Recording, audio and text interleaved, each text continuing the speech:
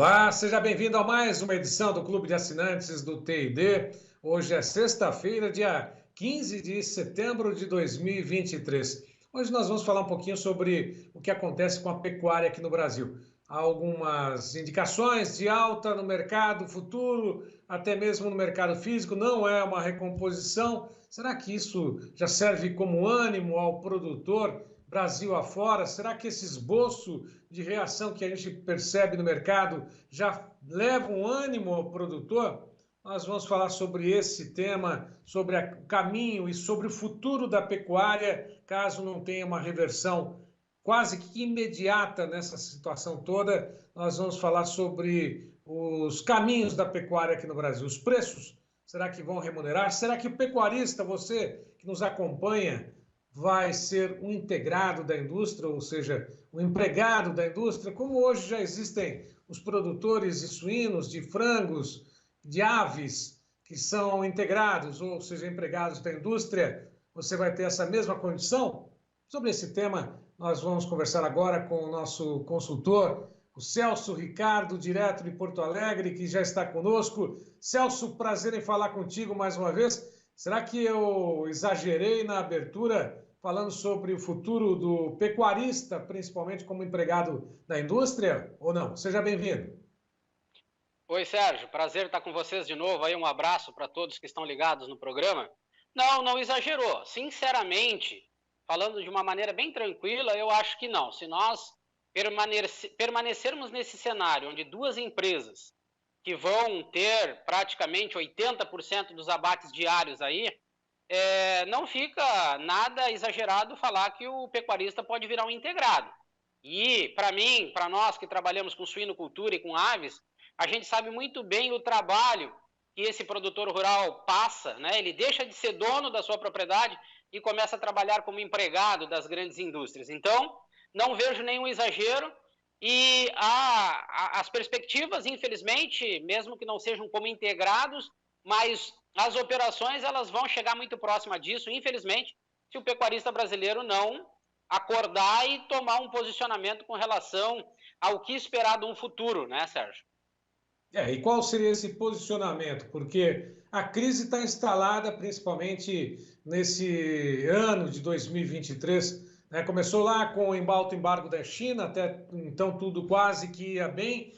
Depois veio a queda acentuada nos preços, também a crise no consumo interno, vieram as duas grandes empresas aí à frente tomando conta praticamente do mercado, né? As duas grandes, eram três, mesmo assim já estavam concentradas em três, agora em duas muito mais ainda. Existe alguma saída viável para essa situação toda? Né? O diagnóstico está aí, a doença está instalada. Qual que é o tratamento e a cura? Sérgio, eu acho que assim, ó, o pecuarista, e aí nós olhamos o indicador CPEA, né, pegando desde o início, quando tu falou num fôlegozinho que o preço da arroba do boi gordo teve nos últimos dias, ele foi muito pequeno se nós analisarmos, né, as questões de investimento e preço na hora da comercialização e resultado. Basicamente, a gente tem que ver isso. E eu já fiz essa pergunta para alguns pecuaristas, vale a pena investir em genética, melhoramento de campo, para aqueles que têm gado confinado, semi-confinado, será que todo esse investimento vale a pena? Será que eu não estou investindo mal ou estou investindo demais na minha propriedade, tendo em vista os preços na hora da comercialização do gado? Será que o pecuarista brasileiro ele está entendendo que existe ao seu redor um cenário montado por alguns poucos frigoríficos que compram o gado e atuam em determinados mercados, que eles não vão conseguir pagar mais do que isso que estão pagando? Tem uma série de fatores que eu vejo nesses 15 estados que eu andei, que o pecuarista ele não tem tido a essa atenção. Investir em genética, melhoramento de rebanho é bom, mas para que eu estou investindo? Eu estou investindo para vender genética, eu estou investindo para vender, exportar gado vivo, eu estou vendendo para o frigorífico, mas os frigoríficos que eu estou trabalhando, eles têm condições de pagar o preço que eu necessito para o investimento que eu estou fazendo? Então, assim, com relação aos mercados de exportação, eu não vejo nada muito significativo agora. A China tinha uma expressão um pouco maior, ela recuou 20%, 30% no mercado, e eu não vejo a China como um mercado que vai voltar a pagar os preços que estava pagando em tempos passados. Mas existe uma confusão, Sérgio. O mercado interno brasileiro, ele tem, sim, uma parte desse mercado que compõe muito bem os preços, e que, com certeza, quando a gente analisa a arroba comercial de venda, o preço da arroba do boi gordo hoje poderia estar muito melhor do que está. Mas aí a gente volta para aquele domínio das grandes empresas, né, que não exportam somente para a China, são mais de 60 países, e com certeza eles teriam condições de estar pagando muito mais pela arroba do boi. Agora, o pecuarista brasileiro tem caminhos. Representatividade é uma delas, né? Uma representatividade forte, que busque junto aos frigoríficos melhores condições de negócio, e o pecuarista, em termos regionais, poderia estar produzindo a sua própria carne, e seria um grande caminho. Ele dominaria a cadeia produtiva do campo à mesa do consumidor, e eu não tenho dúvida que o mercado interno, no somatório dos mercados, hoje poderia o pecuarista estar tendo um preço infinitamente melhor pela arroba dos seus animais na hora da comercialização. Tem caminhos, mas o pecuarista tem que mostrar interesse. E se ele não se interessar, aí fica difícil de mostrar, né, uma saída para que ele não venha absorver mais prejuízos no futuro. Bom, nós temos aí 3 aspectos dessa questão da genética. Na hora que chega no frigorífico, há uma bonificação, sim ou não, ou tudo vira carne, como a gente diz, né? Até mesmo as fêmeas que chegam lá, que estão bem acabadas, acabam remunerando menos, em alguns casos, o próprio produtor. Essa questão da regionalização, né, da produção e comercialização seria uma alternativa, além, lógico, da representatividade. Porque representatividade, nós temos a BIEC aí, Celso, vamos começar pela BIEC. Não é a representante da indústria exportadora de carne, ela também, por sua vez, por tabela, não estaria representando os produtores ou não? Olha, Sérgio, não passa nem perto essa representatividade. Né? Eu me sinto até envergonhado quando a gente fala de um Brasil produtor de alimentos e nós não termos representatividade, por exemplo, no mercado externo. Nós não temos. Não tem ninguém que levanta a bandeira do pecuarista, não tem ninguém que levanta a bandeira do produtor rural e do agro brasileiro, até para confrontar uma série de absurdos que são ditos, né? Um agro que polui, que desmata.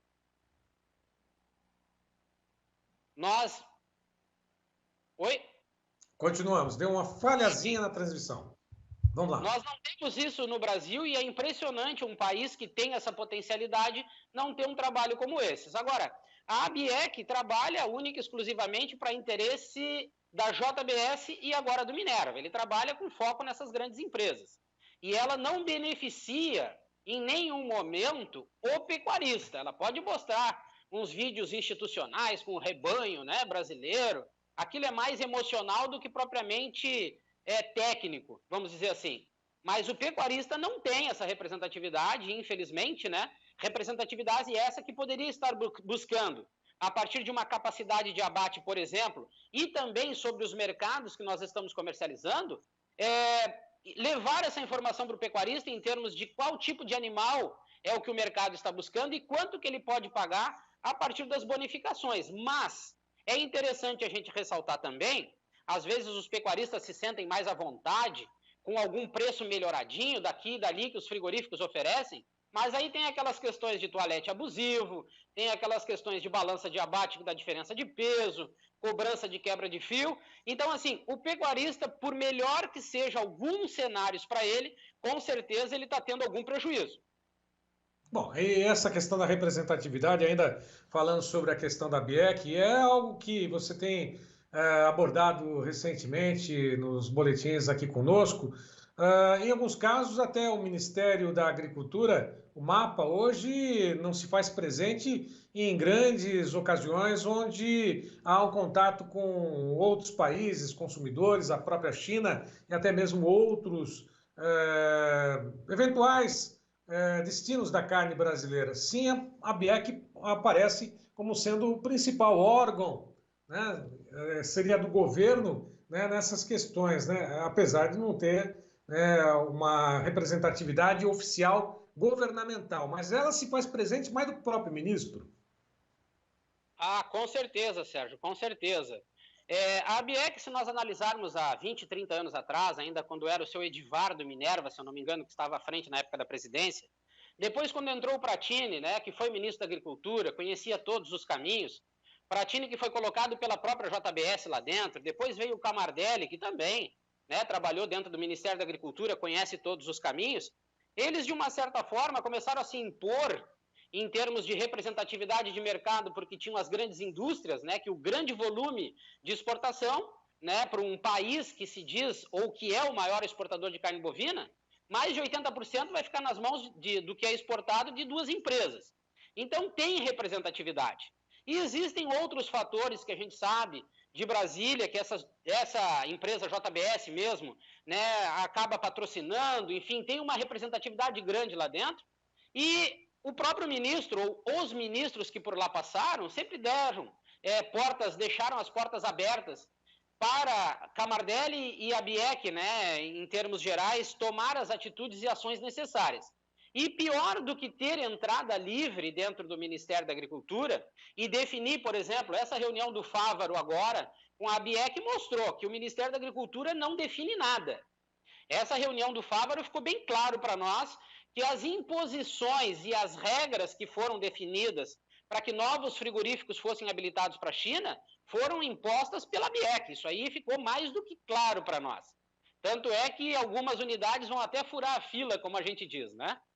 E lá fora, no mercado externo, é a ABIEC que monta a sua equipe e vai representar, entre aspas, o Brasil.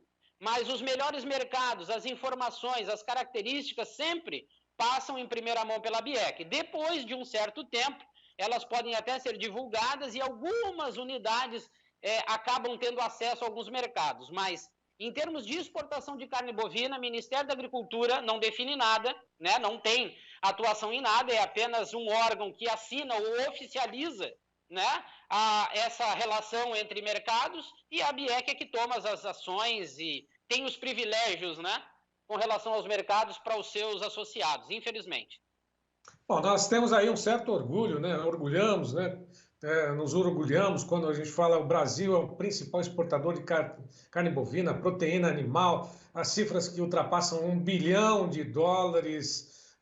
O Brasil enche a boca, para dizer assim, ou por dizer assim, diante de outros mercados, mas a realidade não é bem essa, né? Até porque, se fosse realmente considerar a representatividade que o pecuarista tem, deveria ser muito maior nessa situação, né? Porque ele contribui para essa receita, para essas exportações e, sem dúvida, para a maior parte das duas grandes empresas que estão aí, né? Para a receita dessas duas grandes empresas. Por que o brasileiro é tão orgulhoso nesse sentido e ainda continua, sei lá, não sei se eu vou usar um termo um tanto quanto pejorativo, de aceitar tudo aquilo que acontece, daquilo que é imposto e não reclama, Celso?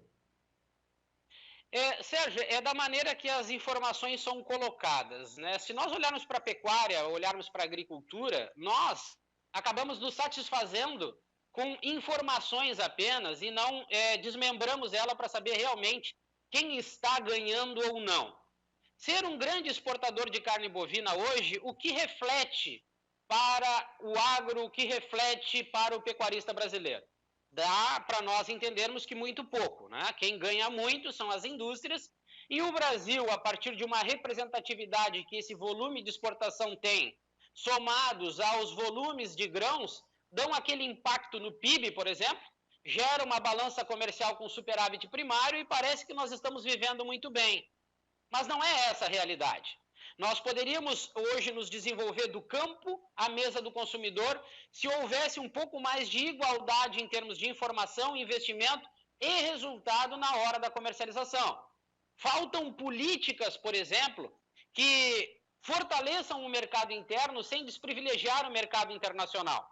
Então, nós temos uma série de fatores hoje que vêm à tona, a mídia traz, que criam um cenário favorável ou positivo, mas para nós que estamos dentro do negócio, acompanhando do chão, como eu digo, a gente vê que o setor secundário ele é muito beneficiado, as indústrias são muito beneficiadas, né, em todos os termos, e o pecuarista acaba tendo que se sujeitar, né, de uma certa forma, aquilo que as indústrias impõem. Então, é um jogo injusto, né, é uma realidade injusta, mas que os números finais acabam, de uma certa forma, criando um impacto, né, números muito altos, exportação recorde, faturamento recorde, mas o que isso sobra realmente para quem está investindo lá no campo? A minha preocupação sempre é o setor primário. Nós passamos volume, mas nós não temos políticas que beneficiam esse setor propriamente dito. Nós vivemos uma série de problemas no campo que são desconsiderados, porque o que interessa é o volume final. Esse é o cenário que nós estamos vivendo aí há algum tempo já, Sérgio. A sua opinião com relação a essa questão da informação, o que falta para ter uma transparência maior? Porque hoje tem vários veículos de comunicação, nós, inclusive, aqui, lógico que a gente fica com base também na informação do pecuarista que nos acompanha, que algumas informações chegam no campo, outros com institutos, né, como o próprio CPEA, outras entidades aí, particulares que fazem um levantamento diário, Scott Consultoria, da Tagro. O que falta de informação precisa hoje que pudesse mudar essa situação, Celso? Como você também faz, é lógico, uma participação efetiva e importante nesse sentido. É informação também. Sérgio, assim como eu vou partir de um princípio da Conab, né? A Conab. Em termos gerais, a Conab, claro, tem alguns propósitos, algumas funções específicas, mas traçando um paralelo à Conab, hoje, o setor de proteína animal, ele tem alguns favorecimentos de informações específicas, né? Ou é a BPA, ligada à suinocultura e aves, ou é a ABIEC, ligada à cadeia produtiva de carne bovina. São duas associações que têm todas as informações diretas centralizadas neles. Eu trabalho com suinocultura muito mais do que a parte de aves, mas eu sei o quanto os frigoríficos que não fazem parte dessa associação ficam sem ter as maiores informações, principalmente do mercado futuro, tendo uma ideia de volumes de exportação que vão impactar numa abertura de melhor mercado dentro do Brasil, e com essa abertura de melhor mercado, como se pode pagar mais para o suinocultor. E isso é uma questão que acontece também na bovinocultura de corte. Nós estamos taxados em ser um maior exportador e termos o maior rebanho bovino comercial do mundo. Mas o que isso quer dizer? Nós temos que tratar dos resultados. E para nós termos os resultados nas mãos, nós precisamos entender todos os cenários. As indústrias, ou melhor, um pequeno grupo de indústrias, né, que representam um grande volume, através da BIEC, eles sabem tudo do mercado internacional, tudo do mercado interno e da pecuária de corte. Mas o pecuarista, que deveria ter essas informações de mercado, principalmente exportação, volume, preço, produto e padrão, para que o pecuarista invista dentro da propriedade de uma maneira correta. Qual é o tipo de animal que eles querem? É esse. Então, a partir do que o mercado de exportação está buscando, eu vou investir na propriedade rural. Também no mercado interno, ele precisa entender que o mercado interno tem uma vasta área de comercialização, e essa expansão dentro do mercado interno classifica o produto dele em vários preços. Então, ele, na hora de chegar no frigorífico para negociar, se ele tivesse essas informações de posse, ele conseguiria negociar os seus animais melhores. Então, falta essa transparência, que às vezes não é somente, né, dar uma questão de preço ou de expectativa de mercado, partindo, por exemplo, do CPEA, que entra nas grandes empresas. Nós precisamos levar essas informações para o Brasil inteiro, para que o pecuarista possa se posicionar um pouco mais, né, porque ele perdeu a capacidade de negociar. Está sujeito ao que os frigoríficos impõem, e aí fica muito ruim para quem investe em melhorias dentro da propriedade, né? Daí vem essa questão da regionalização que você disse, seria mais, não digo correto, mas seria mais óbvio fazer uma regionalização dos abates, da comercialização, não concentrados em algumas praças, por exemplo. E é lógico, para ter regionalização você tem que ter mais produtores, pecuaristas unidos numa efetiva participação aí, que eu diria, montando o próprio frigorífico, montando a sua própria indústria. Não sei se seria essa saída também, não?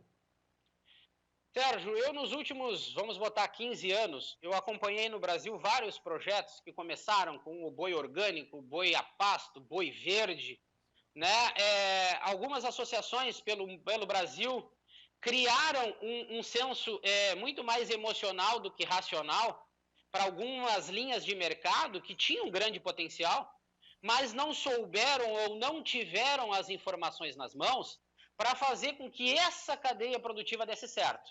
Eu não posso partir apenas de dados estatísticos. Eu preciso entender o mercado, somados a esses dados, óbvio, entender do mercado, entender da indústria e da matéria-prima que eu tenho. Então, assim, há muitos anos eu estou defendendo essa situação, que o pecuarista ainda não acordou para uma realidade, e uma realidade que está acontecendo agora, e que na realidade vem acontecendo há muitos anos, essa instabilidade de preço na hora da comercialização. Por que o pecuarista brasileiro ainda não estava produzindo sua própria carne? A gente tem informações de alguns projetos aí, de alguns pecuaristas que criam seus animais e estão produzindo carne de qualidade, que chegam a assustar os números da arroba comercial hoje por parte dessas pessoas. Nós temos Bife Passion, VPJ, né, outras marcas, né, que o pecuarista investiu na comercialização. Mas por que não o pecuarista em geral pensar e colocar esse projeto na mesa para debater ele de uma maneira racional? Se cercar de pessoas que entendam do projeto, né, da proposta, para viabilizar economicamente, financeiramente e comercialmente um pecuarista. Se o pecuarista entender dessa função e ele entender claramente onde que ele vai ganhar dinheiro, com certeza nós teríamos mais frigoríficos aí produzindo carne de pecuarista para o mercado interno e para o mercado internacional. Aliás, um mercado interno que ainda tem, né, o grande parceiro praticamente do pecuarista, né? Que fosse, lógico, esbarrar em algumas questões aí voltadas à própria indústria e o comércio atacadista, né, que embola no meio de campo. A carne poderia estar à mesa de todos e remunerar bem também o pecuarista do outro lado, né? Do campo à mesa, como você já chegou a citar conosco aqui, não é isso? Com certeza. Eu fiz umas contas até de uma palestra que eu tenho para os próprios pecuaristas agora, analisando uma planilha uma tabela de preços lá do Pará, comparando o preço do boi com a arroba comercial de venda.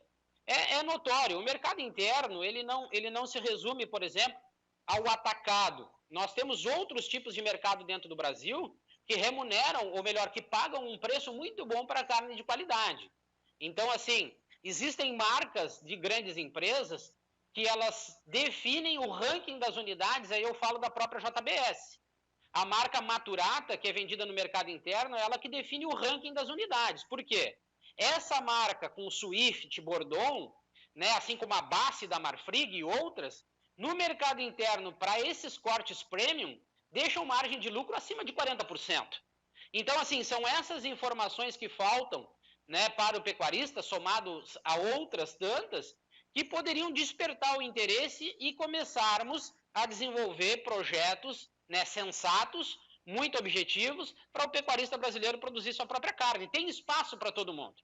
Nós temos um rebanho bovino comercial grande, mas para mim, que acompanhei as escalas de abate em 15 estados do Brasil, sei que a grande maioria dos animais não oferecem bom rendimento de carcaça e cortes de qualidade. Mas se o pecuarista começar a entender e ver esses resultados, com certeza ele vai investir em melhoramento no campo, porque ele sabe que, na hora da comercialização, dentro da sua linha de negócio, ele vai ter um preço justo para os seus animais.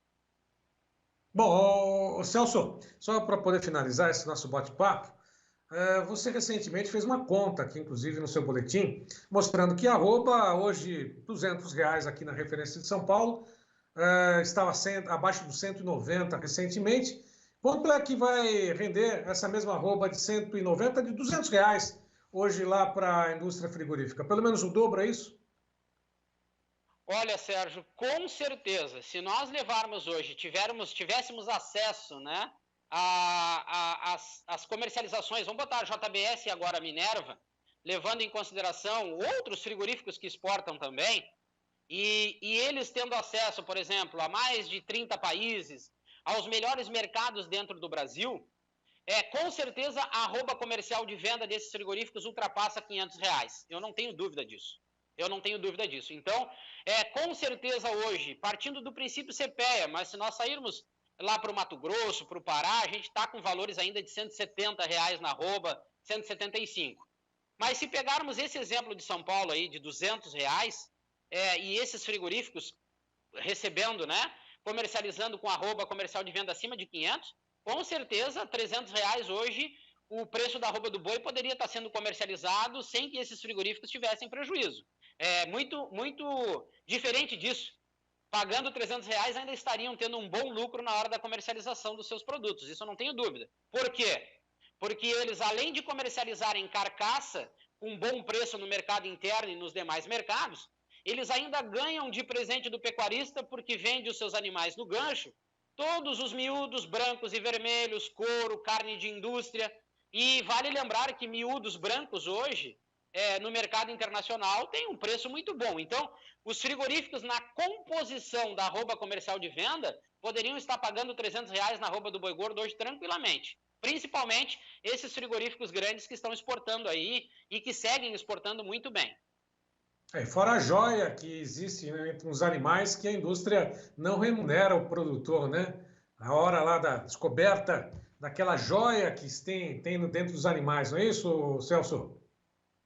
Sérgio, para mim que fui gerente de indústria e diretor, algumas pessoas tentam abafar esse caso, né? Tentam abafar, dizendo que não, a incidência é muito pouca, mas façamos uma conta rápida. A grama da Pedra da Bilhos hoje está R$900. O grama, desculpa, da Pedra da Bilhos R$900. Essas duas grandes empresas que ficaram no mercado, com certeza, elas comercializam muito mais de 35 quilos de pedra por ano. Então, nós vamos colocar aí praticamente 30, 35 milhões de reais que ganham somente com a comercialização dessas pedras.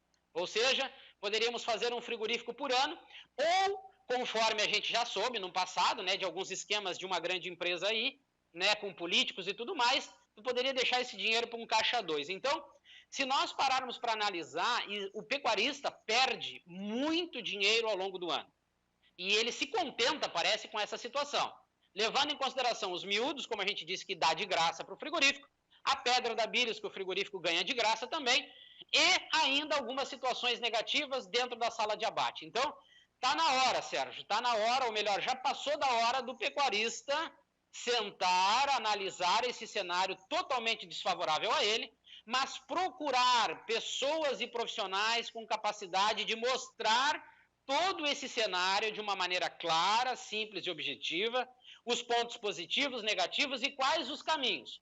Porque eu tenho certeza que não vai ter mais volta. Se o pecuarista entrar nesse negócio da maneira que ele pode entrar, com certeza a lucratividade para a pecuária de corte brasileira, ela vai ter um significado que até o próprio pecuarista vai ficar um pouco meio que assustado, vamos falar assim, né? Sem contar que o Celso Ricardo, além de participar conosco, ele é palestrante e tem toda essa expertise dentro da indústria, tem acompanhado vários projetos de instalação de frigoríficos de suínos, de bovinos, em boa parte do país, está à sua disposição também. E é lógico, você recebe esses convites e dá o retorno também, né, Celso? Com certeza, Sérgio. Eu hoje, fora do país, eu tenho 5 projetos, né, na área frigorífica.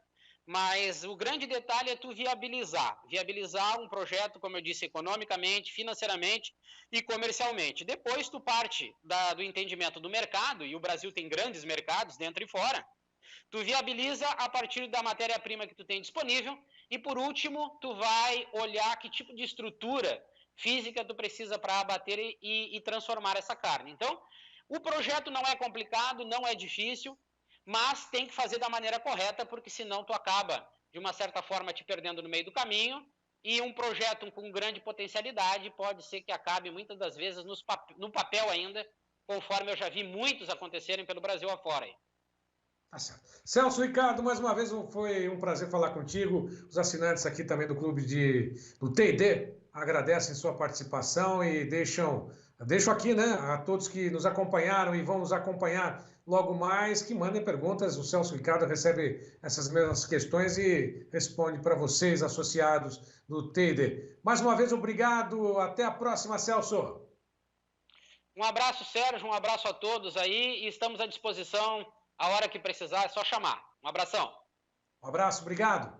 Bom, e a todos que estiveram conosco, vocês já sabem, essas informações estão disponíveis ao longo do tempo, nos canais oficiais aqui do Tempo e Dinheiro, aliás, só exclusiva para você, do assinante do TID. O Celso Ricardo também tem a participação efetiva diária, no finalzinho da tarde, todas as edições do fechamento do mercado tem a participação do Celso Ricardo. E, lógico, mais uma vez, agradeço a você que esteve conosco, continue nos prestigiando, avise os amigos que a gente está por aqui, para que façam parte também desse seleto clube de assinantes do TID, como você faz. A todos uma ótima tarde e até uma próxima!